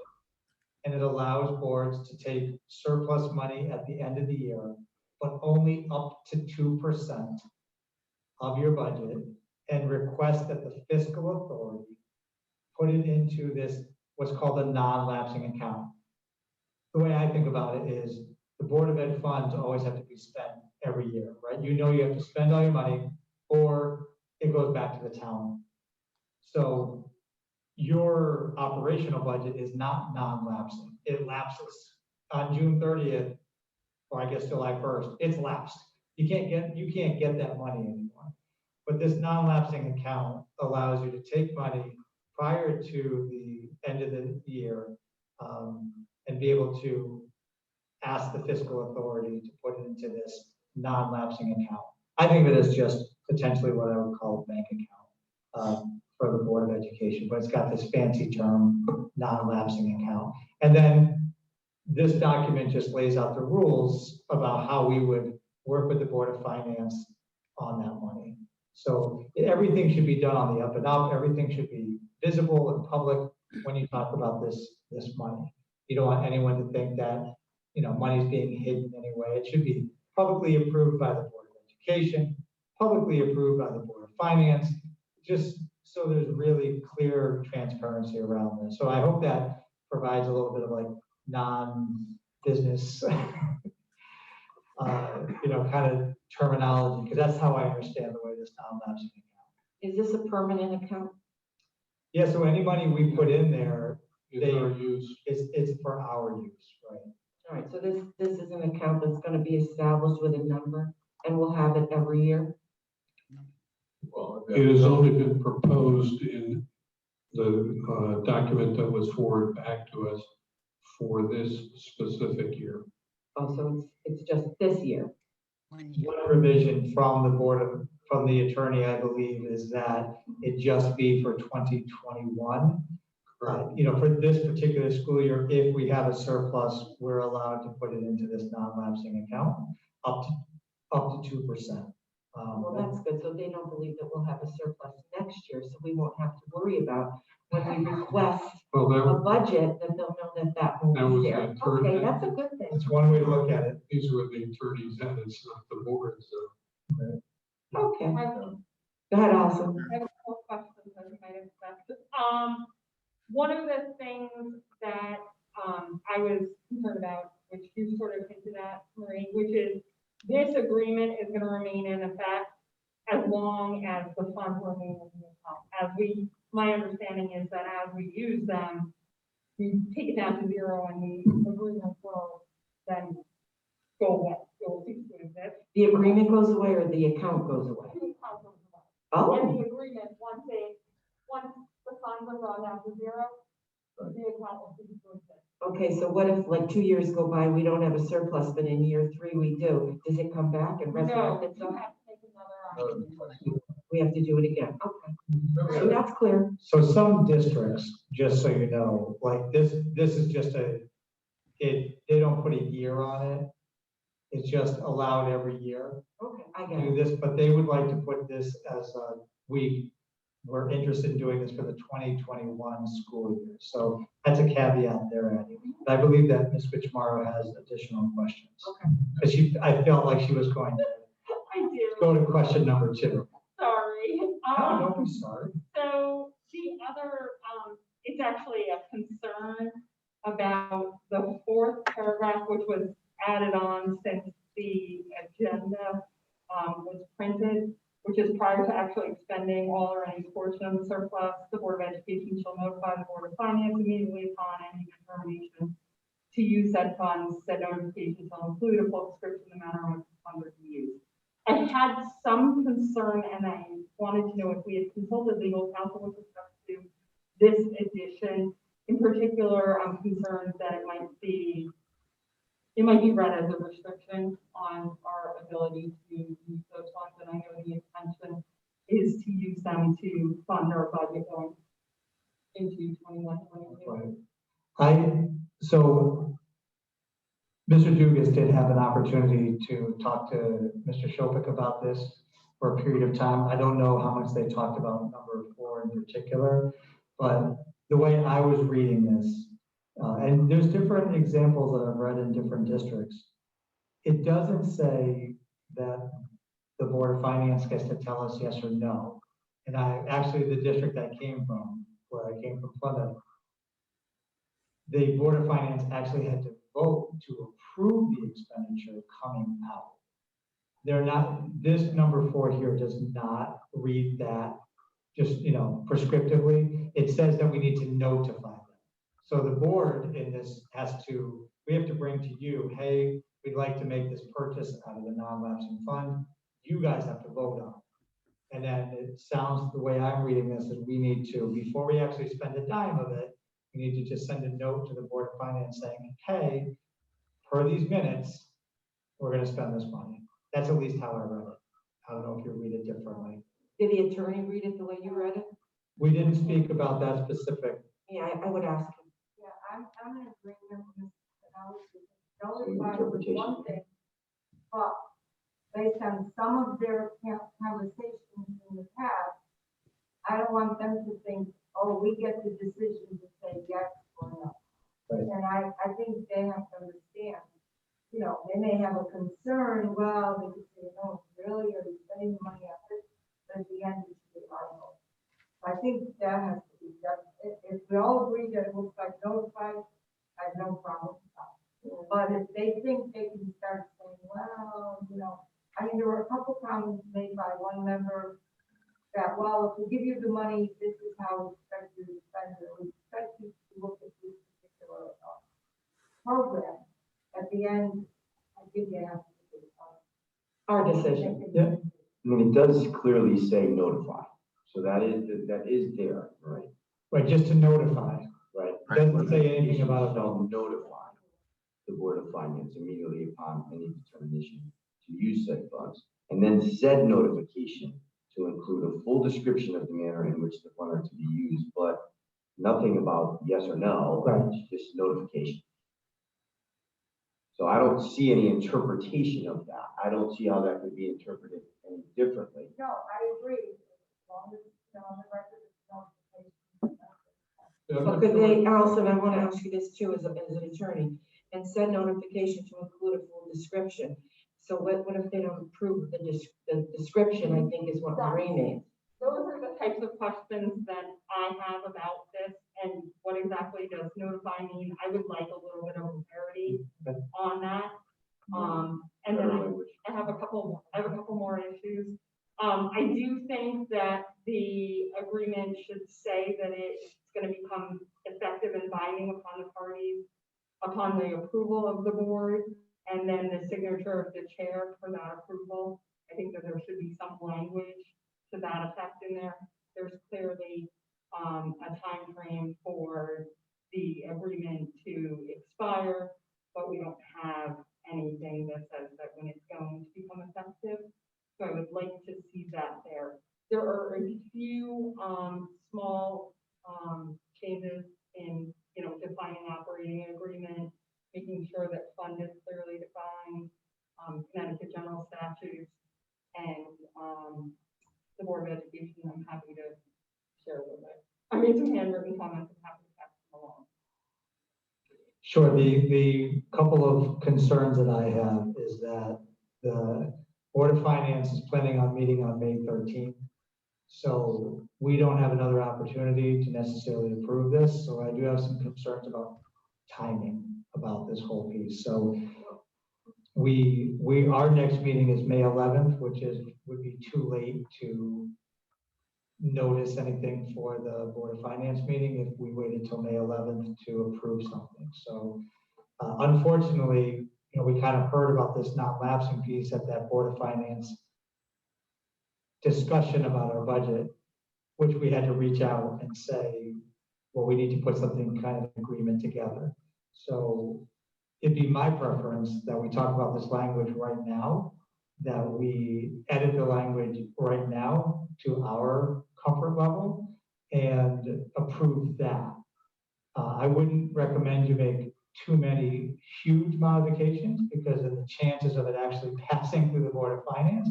What I don't want to have happen is there becomes some kind of a strange situation where we don't create a non-lapsing account and then you don't have a place to put your surplus and then it just goes back to the town. That I don't want to occur, and I don't think you guys want that to occur. So I prefer that we take the time to make any potential edits tonight, and that way we can vote on a final document. Then we do that right now. So that, Okay. Madam Chair, that protects it, I guess, right, I see what you're saying. You have 5 different business administrators in the last 20 years, 5 different ones. In the past, we've always asked the board, are we gonna make it through June 30th without, a big deficit? And they always said, we'll take care of that. But we never got really involved in discussing. It was always done by the administration, central office, and the business administrator. You're asking now to be more, I guess, transparent, I guess. The fact is that this account, if they agree, could be for 6 months. I mean, we can go next year's actually operating budget, that money that we need. And we can't spend it all by July 1st, but we can take 6 months before it all is evaporated. That's what I'm thinking, or is that wrong? Right, from this particular, you're saying from this current year? Yeah. Oh, from this non-lapsing account? Yes. It's there until it's spent. Right, so that's. Could be 18 months, 2 years. That affects the Board of Education. Yes, in the past, when they maybe were taking care of the situation, that's maybe where some of your 205 accounts were going negative in some cases. Remember always Bill Cook saying, I'm gonna give it back, maybe 50,000, 1 year, maybe 100,000, you give it back. Right.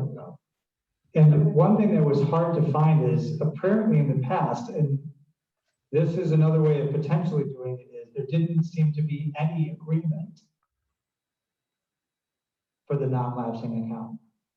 It was just a vote to move the surplus and then a hope that the Board of Finance would take it up.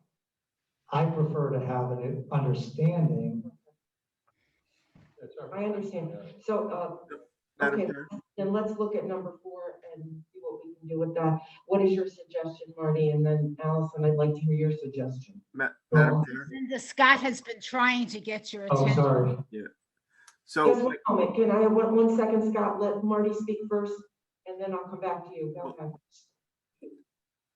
In number 4, I don't have a problem with it, but I would defer to Ms. Cuchamaro if she thinks a sentence at the end might be able to be added to clarify that no vote by the Board of Finance is required.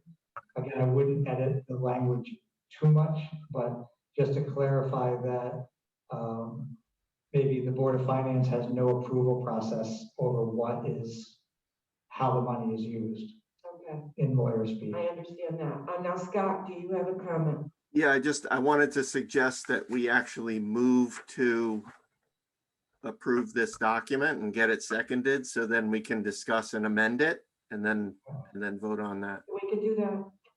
Who wants to do that? Who wants Scott, why to- don't you go ahead and make that motion? You So make it. I would make a motion that the board take up for discussion the approval of the operating agreement as presented by the business manager. I'll second that.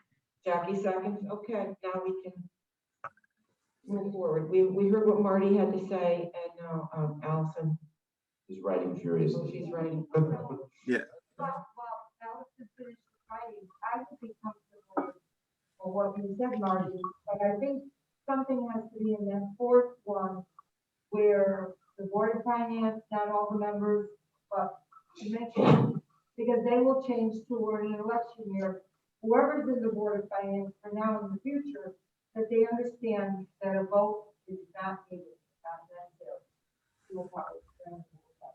I mean, the rest of it. Okay. I would- I'm just looking at the language. I'm trying to come up with something. Did our attorney? If I could just get Go my, ahead. yeah, I just wanted to say that the comment that I wanted to make about the language is that it is clear that that the Board of Finance would like it to be funded once from the 2021 surplus that we hope to have, but that those funds then could be expended over multiple years, right? And so if that's the case, I would ask Allison maybe to suggest language that gets the fiscal year up in the first clause. I don't know, to establish a non-lapsing fund from the 2020-21 fiscal year or something like that. So it's very clear up front that this is a one-time agreement. Did our attorney look at this? Yeah, I spoke to Mr. Dugas today and he had conversation with Mr. Chopin. Okay. He didn't have any concerns with this. There was some discussion about up to 2%. That's in the state statute, isn't it? Yep. No conversation about paragraph 4 though. No, Put paragraph 4 together. that came, I believe, from Attorney Chopin. That's There the you go. concern. That's the concern. Because there are some Board of Finance members, I have listened now to many meetings over several months. And like you, Mike, listening back to many, many years of past Board of Finance meetings. I think the concern is that some members think that they can tell us what to do. I'm stating it on the line. Well, we give you these funds, but we expect you to do A, B, and C. I think it has to be clarified that by not, they don't need a vote or some nice way to say, we have to make the final decision. That's what I want to say. So I'm sorry, I'll go to the attorney, Allison. Go ahead, Allison. my suggestion would be to, under the title, to put in parentheses, quotation marks, operating agreement. And I'm gonna just read through the changes that I have so you all can see them and note them in your notes. Then I would add in a initial whereas paragraph of the Board of Education projects a surplus for the 2021 budget. Whereas, and then it would go into the second whereas, which would be exactly as written. I would put quotation marks around the fund. And I would also put the abbreviation after Connecticut General Statutes. Just being nitpicky some of those, but that's what I do. Then in paragraph 4, I would, there's a typo, the should be the lowercase t. And then I would add in a last sentence that says no approval of the Board of Finance is required for the Board of Education to withdraw, to make a withdrawal. And then I would add in a 5th paragraph that says this operating agreement shall become effective and binding upon the parties hereto upon approval hereof by the affirmative vote of each respective party and subsequent execution hereof by the respective chairs, period. Got that, Maureen? A lot of prepositions. In paragraph 4, could it be stated more affirmatively that funds may be withdrawn by the Board of Education when it sees a need or something like that, instead of mentioning the Board of At the Finance? discretion of the Board of Education. Yes. Any withdrawal from the fund can be initiated by affirmative vote of the Board of Education in accordance with the statute. I just have to say, Allison, it's a little hard to hear you. If you could speak closer into the mic. So maybe the change is in paragraph 3, any withdrawal of the funds can be initiated by affirmative vote of the Board of Education. Can only be. Can only be initiated by an affirmative vote of the Board of Education as it deems necessary in accordance. I don't think we need to say more than that. That's pretty clear, number 3. I mean, I don't have any. Paul suggesting in number 4, instead of saying that the Board of Finance can't do something, that we try to write it in a more positive way, Paul? Yeah, it just leave the Board of Finance out of it. Just drop it out. Make it more affirmative and positive, that the Board of Education can do this. And upon doing this, will notify or deliver said paperwork or whatever. Madam Chair, just a quick observation. In the past, June 30 comes, anything left over, we have turned that money, surplus, over to the town. That's We correct. can't spend anymore. That's correct. If we keep what they're saying, $2 million in this account, then they say, yes, you can have this lapse, Non-lapsing. non-lapsing. That's a $2 million increase in our educational budget. And I don't think that's going to sit well with the Board of Finance, right? You're actually asking whatever the surplus, an additional money besides what we're already allocated, the 3%. But they've already said, use this $2 million surplus to help make up the budget shortfall between the 3.81% approved by your board and the 3% approved by the first select board. Right. There's an $886,000 delta between what you approved and what the Board of Finance approved. So they're suggesting that somewhere around $886,000 would be an appropriate transfer. Oh, so we're gonna just put the money that we didn't get original request in this fund and no more. I can't say no more. I can't, it would be up to the board. It'd be up to how much we have as a surplus and how much the Board of Education votes to do that, up to 2%. And how much we choose to spend between now and the year end in right sizing the 205 accounts and the launch account. Right. Which is a substantial amount of money. Right. Right. That's what I'm saying. Marty, am I correct? That we have a surplus of 2 million. So if we use it for our 205 accounts and our deficits, and then whatever we have left, we can use to make up, because we only got 3% and we need 886. So whatever's left, we use it for that. And they agreed to that. And that's why I said in my board chair report that surpluses don't occur every year. So let's not fund our budget based on surpluses.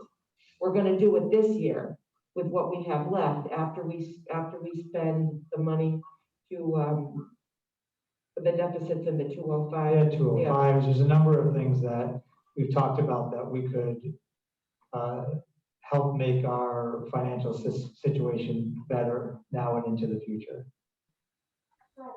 Madam Chair.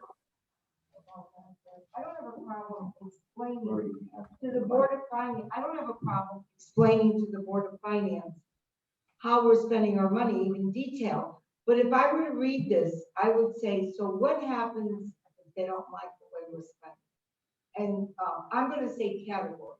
Well, I think you should be spending it on A versus B. I think the line has to be there, very short and simple, simply saying that we make the final decision. So then say the Board of Education will make the final decision or determination. Is that okay, Allison? I was thinking about, instead of no approval of the Board of Finance is required for the Board of Ed to make the withdrawal, something like the end of that paragraph 4. Thereafter, the Board of Ed may expend the funds as it deems necessary. Okay. That Or sounds good. as it deems necessary or consistent with the notification, something like that. Mm-hmm. You can put it in paragraph 3 where you address the withdrawal. as they deem necessary. Madam Chair? Withdrawal Yes. of the fund. Scott, Yeah, I'm just, I'm just reflecting on the fact that the attorneys that represent our two boards have already looked at this, and I'm just concerned about trying to wordsmith it too much. I was thinking that we just, try to clarify whatever absolutely needs to be clarified, but.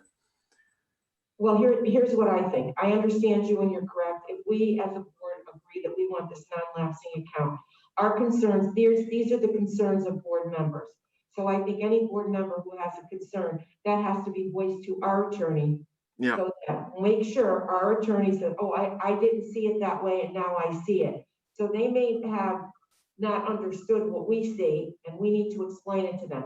So if they're saying to us, no, you don't have to worry about that because we feel it's plain and clear, that's different. But I think people on this board have questions. So if they have questions about how the expenditure is going to be, then let's make it clear for everyone so that everyone is comfortable with signing this. And I have to sign this lovely piece of paper. So I want everybody sitting on this board to be comfortable with what we sign. From what I've heard so far, I think if we take the language that Allison is recommending in the last part of paragraph 4, she mentioned thereafter the board may expend the funds consistent with the. I think it's notification provided to the board of finance. So I would get that language. That to me makes it pretty clear.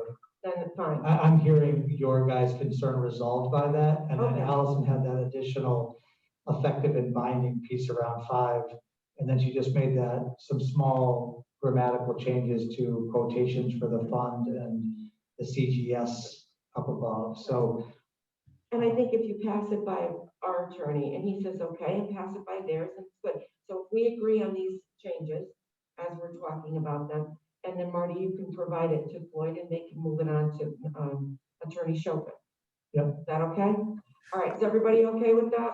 Well, do you want to make sure you have, for the record, I want to make sure Elaine is able to pick up the final language that Allison's recommending. So when we go back and do this, that I get the language accurate. Yeah, certainly. Let's get a copy of Allison's notes to somebody. Yeah, I would. I didn't hear you, Scott. Could not hear you. Could you read the paragraphs with the changes that you've proposed? Yeah, I think we're gonna get there. Come closer to the mic. I can't hear you. I have one more question and concern, because it appeared as though Scott might not have heard the same thing I heard. So I just want to be really clear. My understanding is that the Board of Education's council did not see this version. They did not see paragraph 4. I think they did see, I believe that Floyd did see this. He had a conversation with Attorney Chopin today. I do believe that Floyd saw this. Now, Floyd is actually on vacation this week, but I have had a couple of conversations with him. The conversation really just seemed to be summed up around, are we in agreement that it's only up to 2%? That's where Floyd and Attorney Chopin were having some conversation. But what I would like to do is if you guys end up voting on this, and publicly recommend that I make sure I bring this past our attorney before we give it to the Board of Finance, then I'd be happy to do that, just to make sure that he sees our final revision before it goes further. All right, Marty, I don't know if I heard you correctly, but the Connecticut State statute says such deposited amount does not exceed 2%. So I don't know what kind of conversation they had about that, because it's right here in the statute.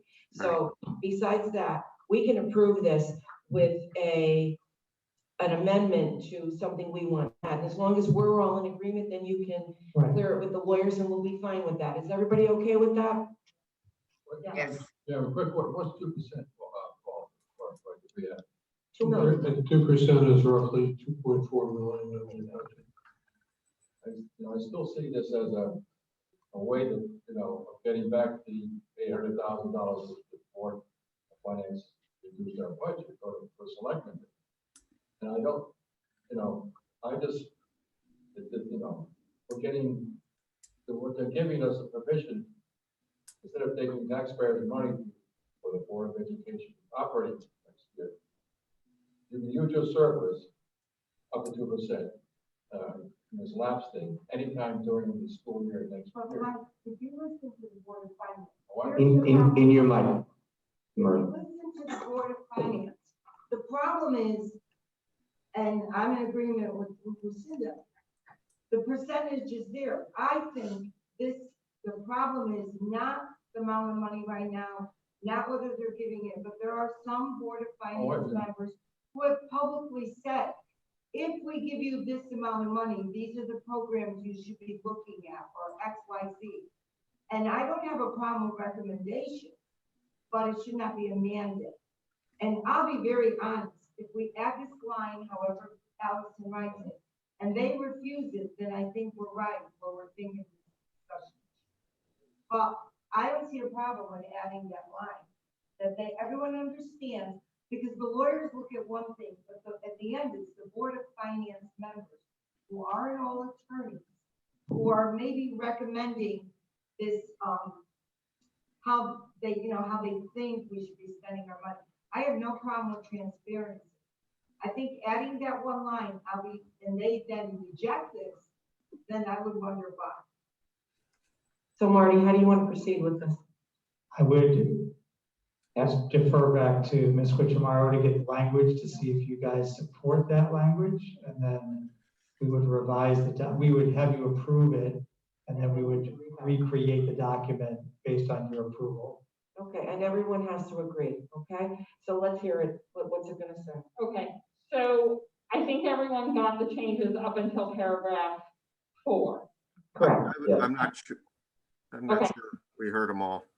All right, so we'll go through them from the beginning. Yeah. So right under the heading, I would have parentheses, quotation marks, operating agreement, close quotation marks, close parentheses.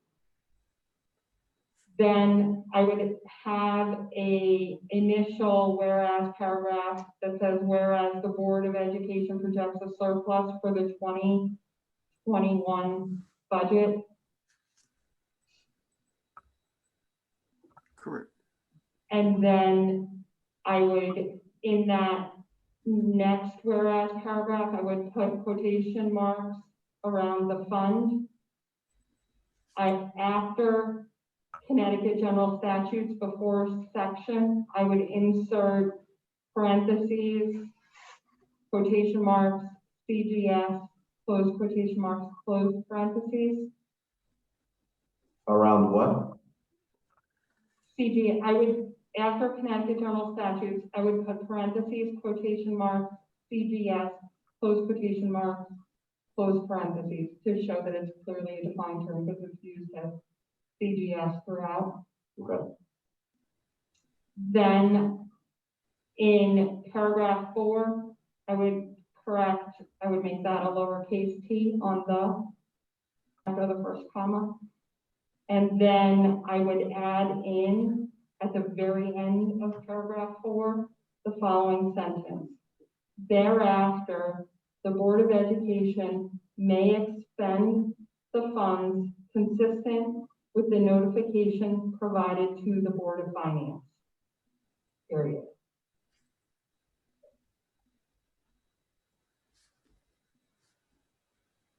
Then I would add in a paragraph 5 that says this operating agreement shall become effective and binding upon the parties hereto upon the approval by each of the respective boards and subsequent execution by the respective chairs.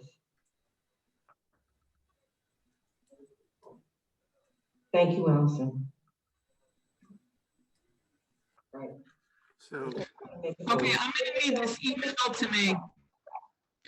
I'm gonna need that emailed to me because I do not have the document in front of me. So Allison, if you could send that to me. Oh, sure. Yeah. Okay, Tim is gonna make this motion. I want you to just listen, see if this makes sense. I can make it, but I do believe that there's already a motion on the floor that was made by Scott. Okay. Right. So I think, That was the discussion. We're gonna have. That was just for the discussion. That was just. Oh, okay, so I can then make this motion. So I will make the motion to accept the non-lapsing account agreement with amended, language by the board for review by our attorney. How's that? How was that? Jackie, Scott? yeah, I think if we just say that to approve it as amended. Yeah. Yeah, Okay. that's what I said. Mike? Yeah. Okay, all right, so everybody heard that. I need a second for his. Marie's gonna second. Okay. And any more questions about that? So this way, she wrote some things in there that we agreed to. And then we're gonna let our attorney look at it, and then it will go from there. Okay, so it's within the time limit, right, Marty?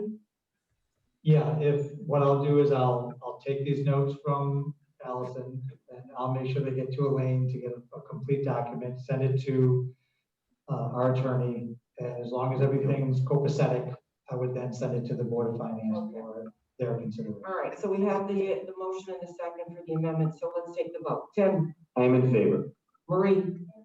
Mike? In favor. Jackie? I'm in favor. Scott? In favor. Allison? In favor. And Lucinda in favor. Okay, that's unanimous. Okay. Lucinda, I need to make a motion to accept the March financials. We didn't do that today as we finished going over them. And who is going to second that?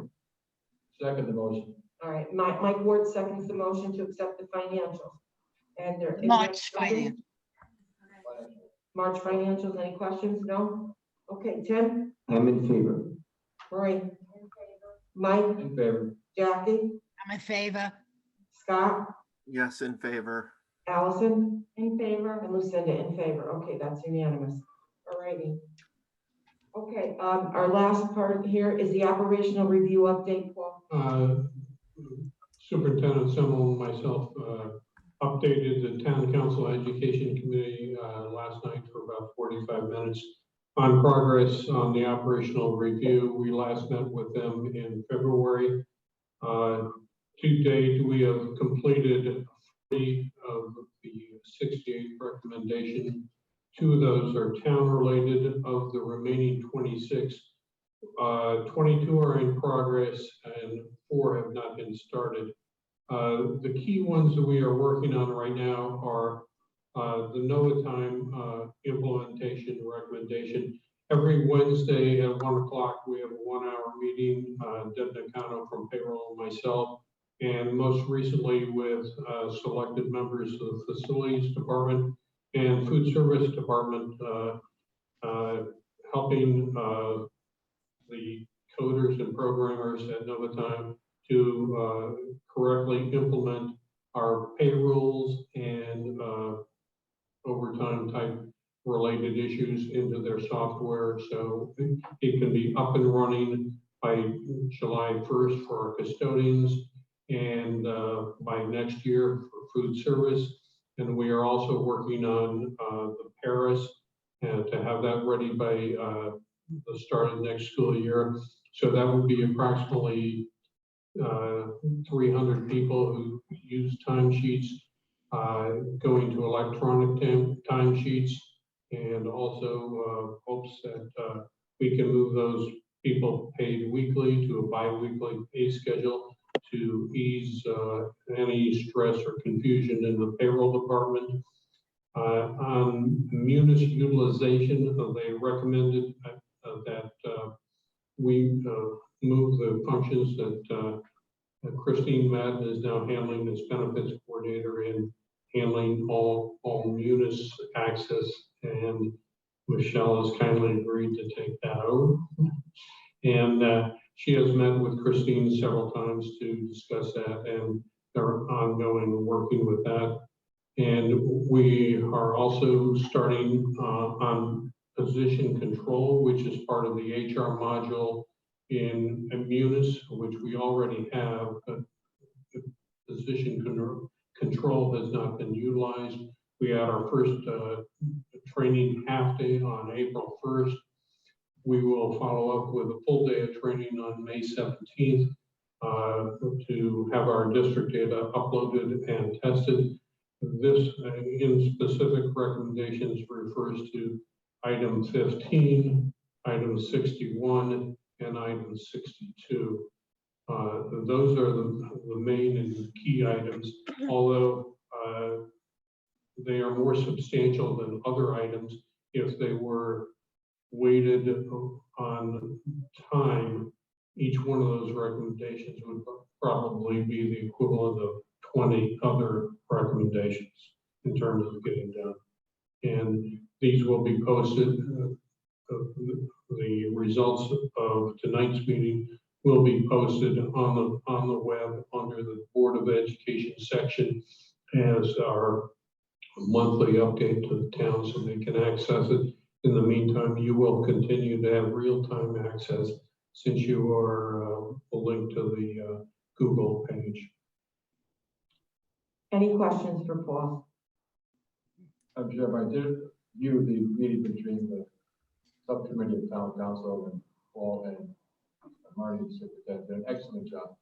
And Tom Whitmore, chairman, we've known Tom for a long time, said the same thing for the administration what they've done. Both of them did an excellent job. Kudos. Thank you. You're here. Good to know. Thank you. Yes. Okay, thank you, Paul. That being said, I don't think there's any other items, so Mr. Lord. Chairman, I'll make the motion that we adjourn. Okay, I need a second. I'll second that. Scott. Thank you, Scott, seconds. Okay, good evening. Thank you for listening. Good night.